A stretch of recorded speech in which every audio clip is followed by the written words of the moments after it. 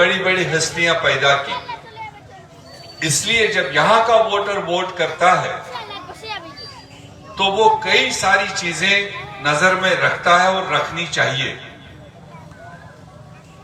आपको याद होगा अभी 2 महीने पहले हमारे नेता राहुल गांधी जी मणिपुर से मुंबई तक की यात्रा की, न्याय यात्रा, और जो आपके क्षेत्र में से गुजरते हुई निकली। मुझे पता नहीं आप में से कोई उस यात्रा में शामिल हुआ था या नहीं हुआ था। अगर कोई हुआ है तो वो हाथ खड़ा करे ताकि मेरी गवाही देगा। तो उन्होंने भी यही इच्छा जाहिर की थी, वो यही भरोसा लेकर उस न्याय यात्रा में जो आपने उनका समर्थन किया, उनका साथ दिया, उनके उस न्याय यात्रा के उसका हिस्सा बने आप, तो उनका हौसला भी अंदर से काफी ऊंचा हुआ। मैं उनके साथ था, आपके लोकल नेता सारे उसमें शामिलियत कर रहे थे, चाहे वो सिलीगुड़ी हो ये आपका एरिया हो। मैं आपको राज की बात बता दूं, जब उन्होंने बंगाल 5 दिन की यात्रा कंप्लीट की तो आखिर में एक लफ्ज मेरे से कह गए, आपका प्यार मोहब्बत देखकर, कहा मीर साहब इन लोगों को ख्याल रखना, इन्होंने जो साथ दिया, सपोर्ट किया, और बाल बच्चे, मर्द, औरत, नौजवान, बुजुर्ग, सारे लोग करोड़ों की तादाद में उस यात्रा में शामिल हुए। तो उनको एक भरोसा लगा कि जब चुनाव आएगा इसी तरह से ये मेरे चाहने वाले, ये देश को संभाल के रखने वाले निकलेंगे और उस चुनाव में अपना निर्णायक फैसला देंगे। ये भरोसा लेकर वो यहां से गए। तो मैं जब आज देखता हूं, उसी चीज को फॉलो अप करने के लिए जब आपके पास आया हूं, तो मैं यही उम्मीद लेकर आया हूं कि आपको थोड़ी मेहनत करने की जरूरत है। रूटीन चुनाव नहीं है ये, परंपरागत चुनाव नहीं है ये। इस चुनाव से फैसला होना है, आपने फैसला करना है कि इस चुनाव के बाद भी इस देश में जमहूरियत बचेगी या नहीं बचेगी। इस चुनाव के बाद में देश में हमारे पूर्वजों ने दिया हुआ आईन, कॉन्स्टिट्यूशन, वो बचना है या नहीं बचना है। आपने इस वोट से फैसला करना है।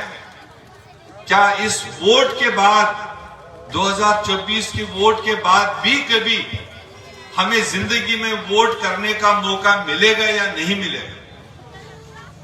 ये इस चुनाव की खुसूसियत है। आपके रोजाना के परेशानियां हैं, आपकी सड़क बननी है, आपका खरंजा बनना है, आपको पानी पिलाना है, आपको स्कूल बनना है, आपको अस्पताल बनना है, वो तो बनता आया है और बनेगा।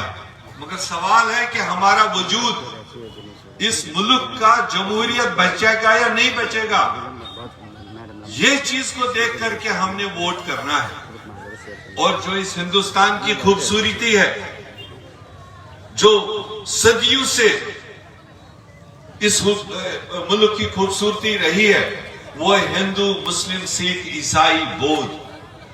ये परंपरागत तरीके से भाईचारे से हजारों सालों से आपस में समाज चलाते आए हैं। मगर इसमें जो खाई डालने की, जो दूरी डालने की कोशिश इस सरकार, इन जमातों ने की, उसका इम्पैक्ट क्या है वो आप मेरे से ज्यादा बेहतर जानते हैं। तो इसलिए मेरे बुजुर्गों, नौजवान साथियों, मैं आपको एक ही बात समझा सकता हूं,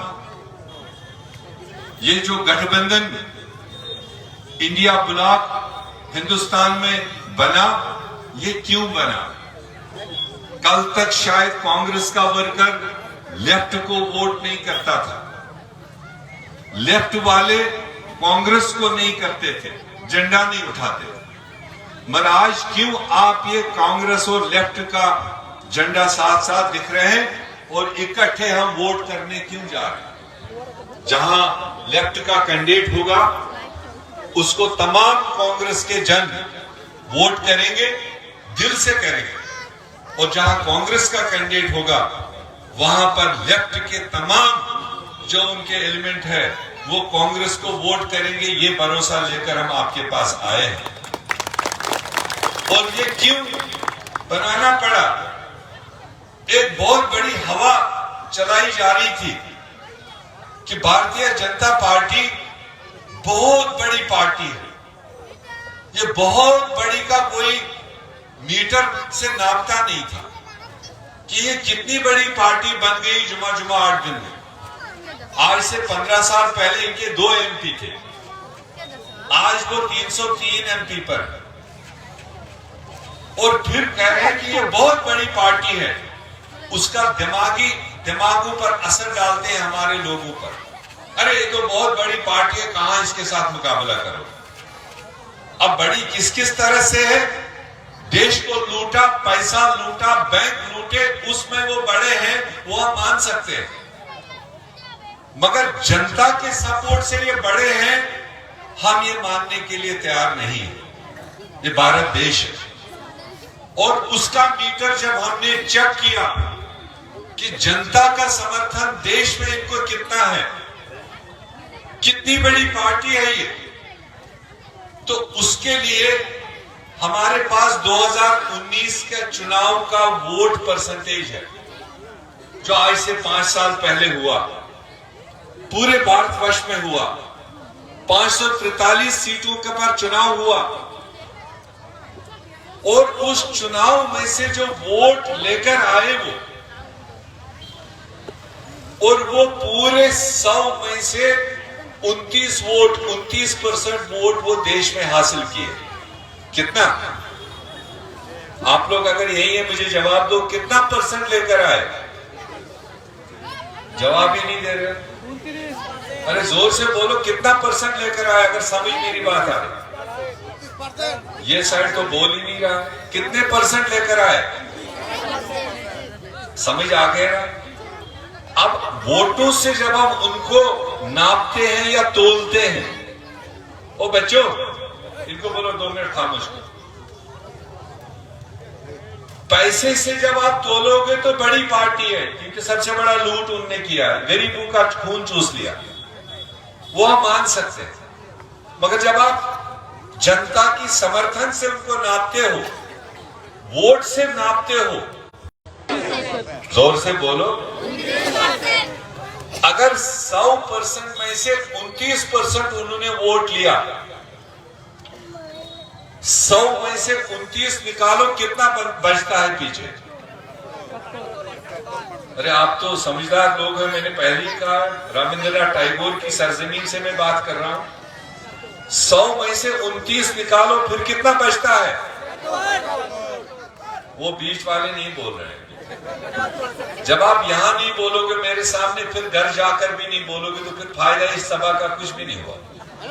कितना बचा अगर 29 निकालेंगे? अगर दिक्कत आ रही 29 समझने में, तो 30% मान लो, 30% उनका है, तो बाकी कितना बचता है? अब आई ना साबित, थोड़ा जोर से। 30 निकालो तो बाकी कितना बचता है? तो मेरे कहने का मतलब है कि अगर सबसे बड़ी पार्टी भी वो है, बीजेपी और एनडीए, जितने उनके घटक दल हैं, 30% आप ही का मान लिया उन्होंने लिया है,